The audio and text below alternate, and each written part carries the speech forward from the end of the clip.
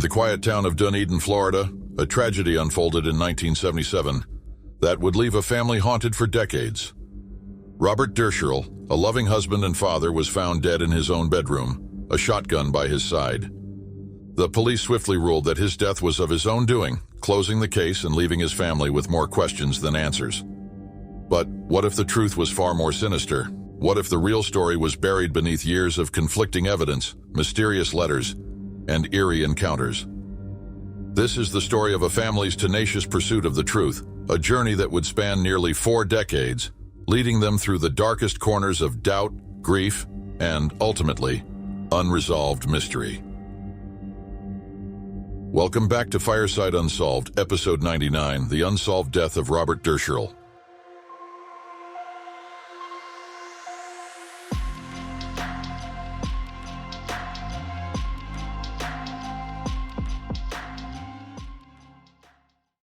Robert Dirscherl was a 54-year-old salesman living a quiet life with his wife, Ginny, in the sunny town of Dunedin, Florida. Together, they raised 5 children in a home filled with love and the routines of a close-knit family. On the morning of Sunday, March 13, 1977, the Dirscherls were following their usual weekend routine. They were getting ready for church, a tradition that was as much about faith as it was about spending time together. Robert was in their bedroom, finishing up his preparations for the day, while Ginny moved to the kitchen to take care of a few last-minute tasks. As the clock neared 7:30 a.m., the calm of their morning was shattered. Ginny suddenly heard a strange loud noise erupting from their bedroom. It wasn't just a typical household sound, it was something that immediately set her on edge. The noise was so out of place, so unexpected. Ginny Dirscherl vividly recalled the unsettling moment. "I heard a sound, a loud sound, but I assumed it was the slamming of the back door," she said. After finishing up in the kitchen, Ginny made her way to the bedroom to get dressed for church. What she found inside would haunt her forever. There on the floor was Robert, motionless and with his shotgun beside him. The obvious scene told a story of Robert having been shot in the chest, the life drained from him in an instant. A shaken and shocked Ginny immediately called the police.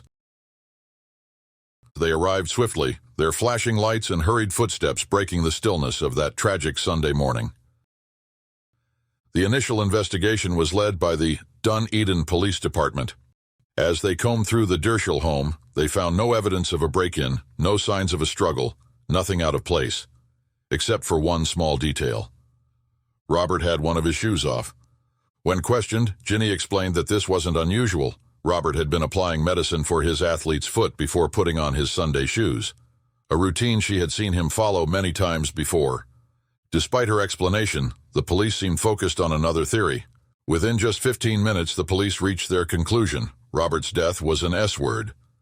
They believed the evidence was clear, and with that they officially closed the case, leaving behind a grieving widow and unanswered questions. For over a decade, the Dirscherl family lived under the heavy shadow of Robert's death. The pain of losing him, combined with the unsettling official reason of his death, left them grappling for answers. Yet, despite their doubts, they felt powerless to challenge the official ruling. The case was closed, and they had no choice but to try to move on. Then, in March 1993, something happened that shook the family to its core. Robert's son, Guy, received a letter, one that would reopen old wounds and bring new questions to the surface. The letter was postmarked March 13, 1993, exactly 16 years to the day after Robert's death. The message was brief, just 33 words, but it was enough to change everything. "I have AIDS, I am dying. I must make my peace with the Lord. I killed your daddy 15 years ago. He found me in his bedroom. I had no choice. Please pray for me." There was no signature, no return address, just those chilling words. Investigators later discovered that the letter had been mailed from Tampa, Florida. But beyond that, they hit a dead end. There was no way to determine whether this was a cruel hoax or a genuine deathbed confession. Despite the uncertainty, the Dirscherl family believes the letter is real. To them, it wasn't just a random act of malice. It was the truth they had been waiting for, a confession from the person who took Robert from them all those years ago. The unsettling note breathed new life into the investigation. and within 2 weeks of receiving the mysterious letter, the case of Robert Dirscherl's death was reopened, prompting both law enforcement and the Dirscherl family to dig deeper into the circumstances surrounding Robert's tragic end. The family, determined to uncover the truth, obtained a copy of the original police report, something they had never seen before. As they pored over the details, they found numerous inconsistencies that only fueled their suspicions. According to the report, Robert was described as depressed due to an unsuccessful surgery 2 years before his death. Yet, the family adamantly disputed this claim, insisting that Robert had not been upset about the surgery. What struck them even more was that the report included interviews with people who hadn't seen Robert in the 2 years leading up to his death. One such interview was with a nurse who falsely described Robert as a bedridden vegetable. The reality, according to those who knew him best, was starkly different. Robert was a happy, fairly healthy man who enjoyed traveling, had an active social life, and was a productive salesman. The contrast between the report's description and the man his family knew couldn't have been more glaring. Adding to their frustration was the fact that Robert's closest friends, the people who truly knew his state of mind, were never interviewed. The most puzzling detail, however, was the police's suggestion on how Robert was able to fire the shotgun. The report suggested that Robert used his toe to pull the trigger, despite a pistol being easily accessible on the nearby nightstand. To the Dirscherl family, this raised serious doubts about the police's original conclusion. These discrepancies deepened the family's conviction that something far more sinister had taken place, leaving them to question whether Robert's death was ever truly investigated with the thoroughness it deserved. The Dirscherl family felt a deep sense of betrayal, convinced that the police had botched the original investigation into Robert's death. Ginny, still grappling with the loss of her husband, stated that she didn't believe the gun had ever been fingerprinted, nor was the house dusted for prints. Their concerns were compounded when, in 1995, the Dunedin Police Department dissolved, taking with it some of the original case files. What remained was later reviewed by the Pinellas County Sheriff's Office, but even their investigation turned up no evidence of homicide. It seemed as though the truth might remain forever buried. Then, in February 1995, there was a strange and serendipitous encounter. Ginny's sister Fran, who has since passed away, was on a train traveling from Florida to California when she met a woman who would change everything. Despite being a complete stranger, this woman seemed eerily familiar with Fran and the Dirscherl family. She claimed to know that Robert had been murdered in 1977, and her knowledge didn't come from any earthly source. She said she had been receiving messages from the other side ever since her own father had died. As the train sped along the tracks, the woman wrote down her psychic vision on a napkin. According to her vision, there was a narrow door with a gun case visible. Robert had gone to a cabinet near a mirror, searching for foot treatment for his athlete's foot. As he looked up, he saw a stranger in the adjoining room. Alarmed, Robert confronted the intruder, but the encounter quickly turned violent. In the struggle that followed, the robber shot Robert, ending his life.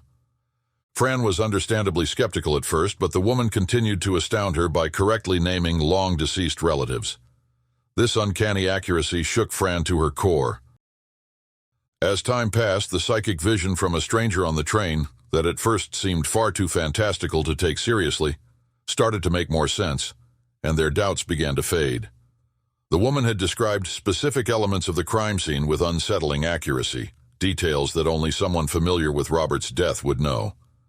She mentioned the foot ointment and its exact location in a cabinet beneath a mirror, as well as the positioning of his shotgun. These were not generalities, they were precise facts that struck a chord with the family. Adding to their growing belief in the woman's story, Guy Dirscherl pointed out that she never asked for money or anything in return. This, to him and the rest of the family, suggested that her revelations were genuine and that Robert had indeed been murdered.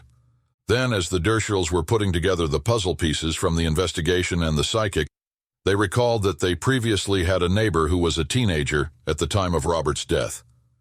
This young man had spent time in the Dirscherl home on several occasions and, as it would later turn out, had a dark side. He was eventually convicted of multiple burglaries and robberies, a pattern of criminal behavior that cast a shadow over his past. Years later, this neighbor died of AIDS, and with his death, more and more unsettling memories from those who knew him began to surface. The Dirschell's own investigation would uncover that his friends remembered that he often used the term "daddy" in a way eerily similar to the wording in the confession letter. This, combined with his criminal history and the fact that he was familiar with the layout of the Dirscherl home, led the family to a chilling conclusion. They now believed that this neighbor was the one responsible for Robert's death. Handwriting analysis was conducted to compare the neighbor's handwriting with that of the confession letter, but the results of this analysis remain unknown. Despite the unanswered questions, the Dirscherl family remains convinced that they are closer to the truth than ever before. They continue to seek justice for Robert, holding out hope that someone, somewhere, has the final piece of the puzzle that could bring closure to a case that has haunted them for decades. Despite the persistent efforts of the Dirscherl family and the revelations that have surfaced over the years, Robert Dirscherl's death remains officially classified as an S-word. This designation has left the family in a state of unresolved grief, unable to achieve the closure they so desperately seek. In 2010, forensic investigators revisited the case, and once again, they found evidence suggesting that Robert's death was a homicide. While this was a significant development, it was overshadowed by the fact that, as of 2015, authorities and medical examiners had proposed no fewer than 7 different theories on how Robert might have shot himself. The sheer number of conflicting theories, however, seemed to stand in stark contrast to the evidence, which consistently pointed towards foul play. The years have continued to pass with no definitive resolution. Tragically, Robert's wife, Ginny, passed away in 2000, and his son, Guy, followed in 2019. Both lived with the painful uncertainty of their loved one's death never being fully resolved. Their passing marks the end of an era of personal struggle for justice, leaving behind a case with questions still unanswered, and the ultimate quest for truth continuing in their memory.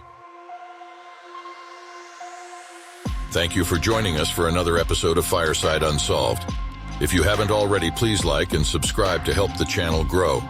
Until next time, take it easy and be easy, you filthy bastards.